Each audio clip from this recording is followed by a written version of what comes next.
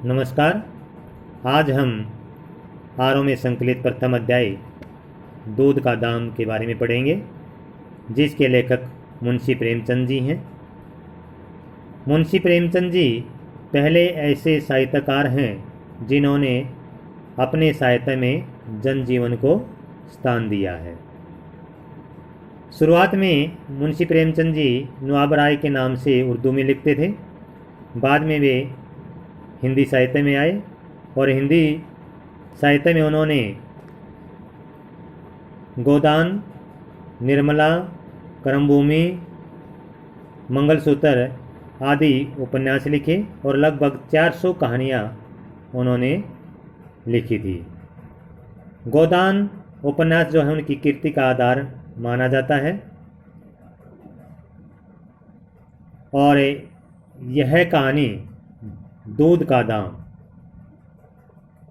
जो कहानी है, इस कहानी में मुंशी प्रेमचंद जी ने छुआछूत तथा जाति प्रथा पर अनेक कोणों से करारा व्यंग्य किया है। एक गांव की कहानी है जिसमें महेशनाथ जमींदार बाबू होते हैं और उनके लगातार 3 बेटियां उत्पन्न होती है और अब उनको बेटे की आशा थी। तो इसी कहानी को हम पढ़ते हैं। गांव के शिक्षित जमींदार महेशनाथ की 3 बेटियों के बाद अब पुत्र होने की आशा थी, यानी कि अब की बार उन्हें आशा थी कि अब की बार पुत्र अवश्य होगा। लेकिन नगर से कोई भी नर्स गांव में आने के लिए तैयार नहीं हुई, क्योंकि महेशनाथ जी चाहते थे कि किसी नर्स को या डॉक्टर को बुला लाए, लेकिन कोई भी नर्स गांव में आने के लिए तैयार नहीं होती। आखिर आधी रात के समय भूंगी, जो गांव की बंगिन थी, के घर चपरासी ने आवाज़ लगाते हुए कहा, बाबू साहब के घर से बुलावा आया है।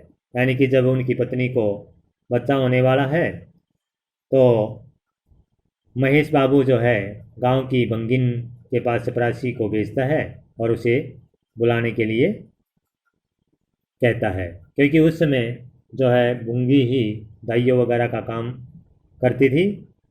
गांव में जो है डॉक्टर वगैरह की सुविधा नहीं होती थी, तो इसलिए दाइयाँ ही जो है बच्चे को जन्म दिलवाती थी। बोंगी तथा उसके पति गुद्दड़ के बीच होने वाले बच्चे को लेकर बहस शुरू हो गई।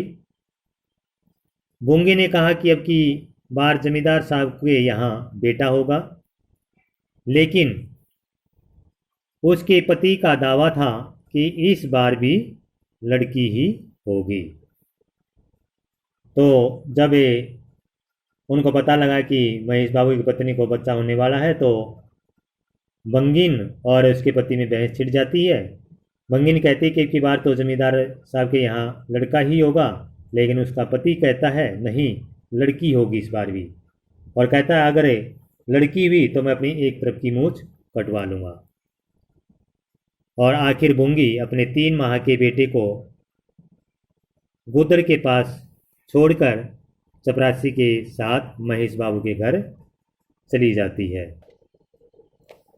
अब महेश बाबू की पत्नी को लड़का होता है, लेकिन अब की बार जो है उनकी पत्नी की छाती से दूध नहीं उतरता, जिसके कारण महेश बाबू व उनकी पत्नी काफ़ी परेशान हो जाते हैं और वह बंगिन से प्रार्थना करते हैं कि बंगिन तुम मेरे बच्चे को पाल दे, तुम्हें जो चाहिएगा वो तुम्हें हम देंगे, तुम्हें ज़मीन, सोने के आभूषण, कपड़े काफ़ी कुछ देंगे। और इस तरह से बंगिन जो मान जाती है और अब जमींदार के घर बूंगी की खूब खातिरदारियाँ होने लगी। उसका दूध जमींदार बाबू का बालक पीता था, अतः वह अपने बच्चे को दिन में 1-2 बार ही दूध पिला पाती थी। अब जो है क्योंकि महेश बाबू के बच्चे को पालना था, तो वह बंगिन जो है अब महेश बाबू के बच्चे को अपना दूध पिलाती थी और अपने लड़के मंगल को वह बहुत कम दूध पिला पाती थी। उसका कारण यही था कि मालकिन का इस बार भी दूध नहीं उतरा। अब बंगिन जो है दाई का काम भी करती थी और बालक को अपना दूध भी पिलाती थी।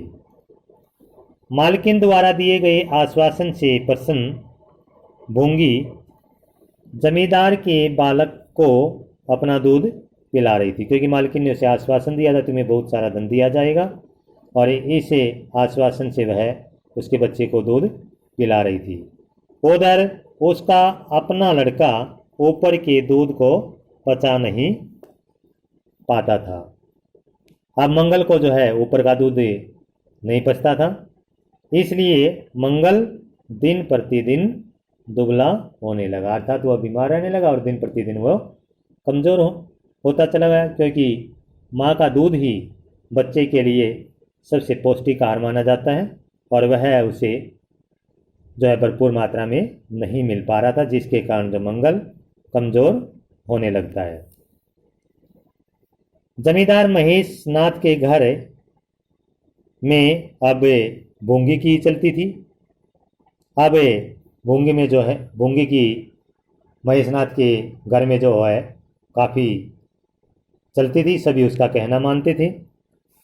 कभी कभी तो मालकिन भी उससे दब जाती थी, अर्थात कभी कभी तो वह मालकिन को भी डांट देती थी।